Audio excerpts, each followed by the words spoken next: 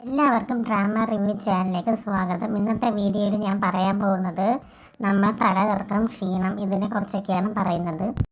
തലയിറക്കം വരുമ്പോൾ ഉള്ളൊരു അവസ്ഥ എന്താണെന്ന് നമുക്കറിയാമല്ലേ. തലയിറക്കം വരുമ്പോൾ ഒന്നും ചെയ്യാനുള്ള ശക്തി നമ്മുടെ ശരീരത്തിൽ കാണില്ല. എങ്ങനെയെങ്കിലും എവിടെയെങ്കിലും ചെന്ന് കിടന്നാൽ മതി എന്ന് തോന്നും. ചിലർക്കൊക്കെ ആണെങ്കിൽ ഒരുപാട് നേരം നിൽക്കുമ്പോൾ ഒക്കെ തലയിറക്കം വരാറുണ്ട്. ഒരു അരമണിക്കൂർ കൂടുതൽ നിൽക്കുകയാണെങ്കിൽ പോലും തലയിറക്കം വരുന്നവരുണ്ട്. എനിക്കാണെങ്കിൽ 10-15 മിനിറ്റ് കൂടുതൽ എനിക്കാണെങ്കിൽ ഒരു ക്യൂവിലോ അങ്ങനെയൊന്നും നിൽക്കാൻ പറ്റില്ല. അപ്പോഴെനിക്ക് തല ഇറങ്ങും. അങ്ങനത്തെ ഒരു ക്യാരക്ടറാണ് എൻ്റേത്. അതുപോലെ ക്യൂവിലൊക്കെ നിൽക്കുമ്പോഴും ഒരുപാട് വേർക്കുമ്പോഴൊക്കെ തല ഇറങ്ങുന്ന പേര് ഇഷ്ടം പോലെ ഉണ്ടാവും. എനിക്ക് ഒരുപാട് നേരമൊന്നും ഇങ്ങനെ നിൽക്കാനൊന്നും പറ്റില്ല.